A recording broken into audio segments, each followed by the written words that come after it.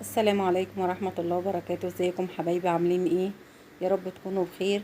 عملنا مع بعض في القناة اصناف حلوة من المخبوزات بطريقة سهلة وبسيطة ومقادير مظبوطة، وكانت ناجحة 100%. والنهاردة بمناسبة افتتاح المدارس، كل سنة وانتم طيبين واولادنا الحلوين طيبين وبصحة وسعادة وخير يا رب. هنعمل الفينو بطريقة ناجحة، ووصفة سهلة وبسيطة وبتفاصيل دقيقة ومقادير مظبوطة 100%.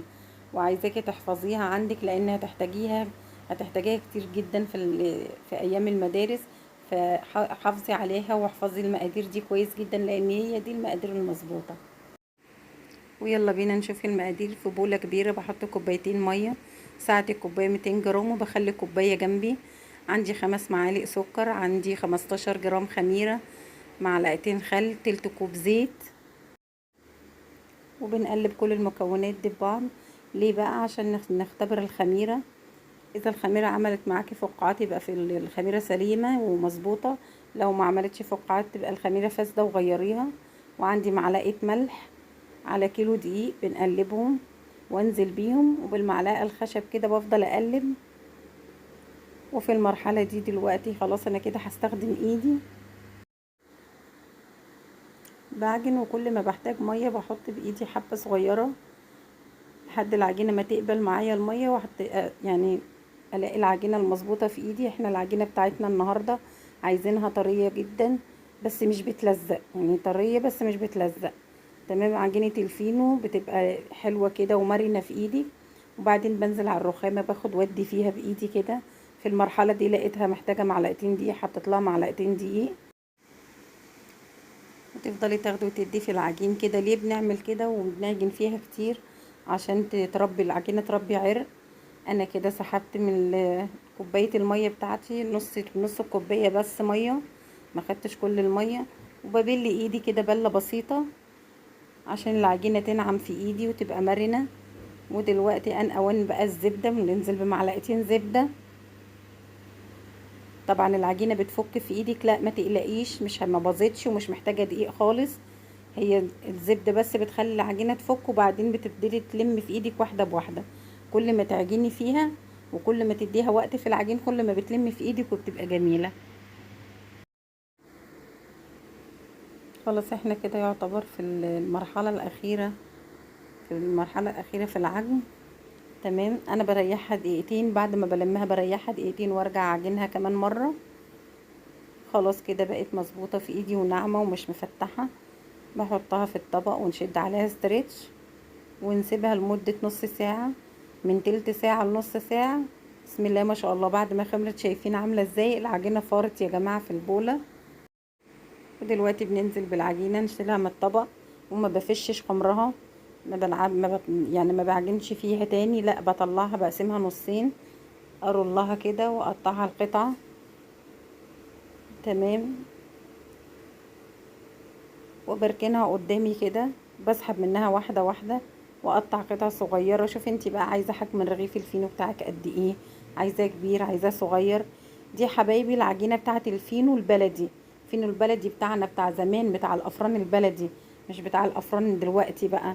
انتوا عارفين طعم الفينو البلدي كان طعمه عامل ازاي، وكان حلاوته بقى وطعمته، ويا سلام لو بالجبنة او باللانشون والحاجات دي. غير الفينو بتاع دلوقتي خالص، بتاع الافران اللي هو الفرنساوي، لا. الافران الكهرباء والافران اللي بالغاز، لا. ده الفرن بتاع الفينو بتاع زمان يا حبايبي. الفينو البلدي اللي كنا بنشتريه واحنا صغيرين على ايامنا احنا. الحاجات الجميلة والفينو الجميل اللي من الزمن الجميل. وباخد العجينة كده حبايبي وببططها، ابططها كويس بس ما فردهاش طبعا، ما بططهاش جامد قوي. وبعدين برولها كده.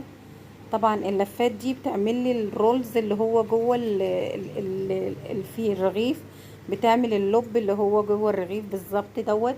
الحاجات الجميله بقى بيبقى فيه لحم وكده، مش زي اللي بنشتريه من الفرن من بره، لا، ولا اجدع فرن يعرف يعمل الحاجات دي. ونعمل مع بعض كمان كام واحده نبططها ونلفها كويس. واهم حاجه ان احنا نقفل الرغيف كويس قوي، ونقلبه على القفله ديت ونبرمه. تمام.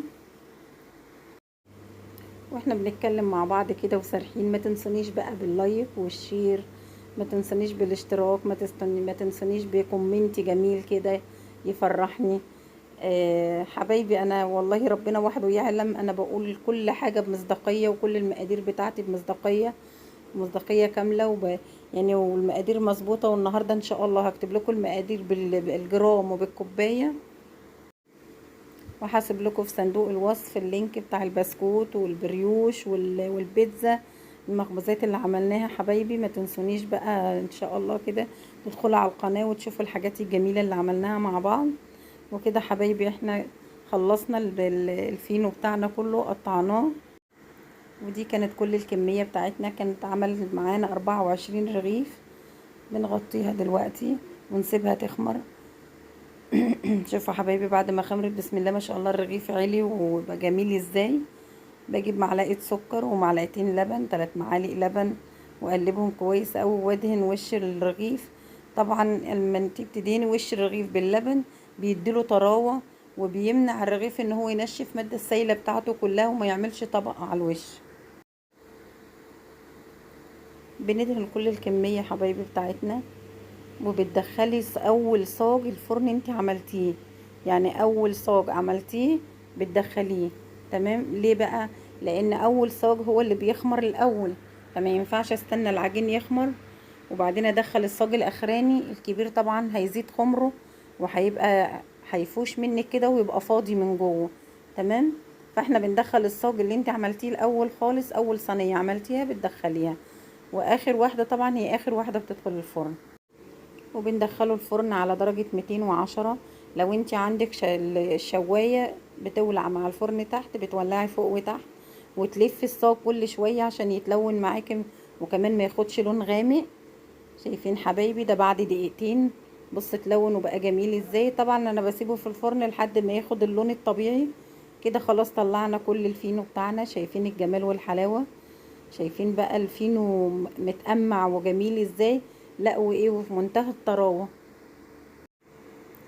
طيب هتساليني تقولي لي مده السوا خدت يعني قد ايه في الفرن؟ لو انتي فاتحه في باب الفرن وبتقلبي الصاج بياخد معاكي 10 دقايق. لو انتي قافله ومشغله المروحه بياخد من 5 دقايق ل7 دقايق. شايفين الطراوه؟ شايفين الجمال؟ بصي بقى الرغيف والرولز اللي من جوه دوت حاجه جميله كده ملهاش وصف. وبنختم الفيديو بتاعنا بالصلاة على الرسول صلى الله عليه وسلم.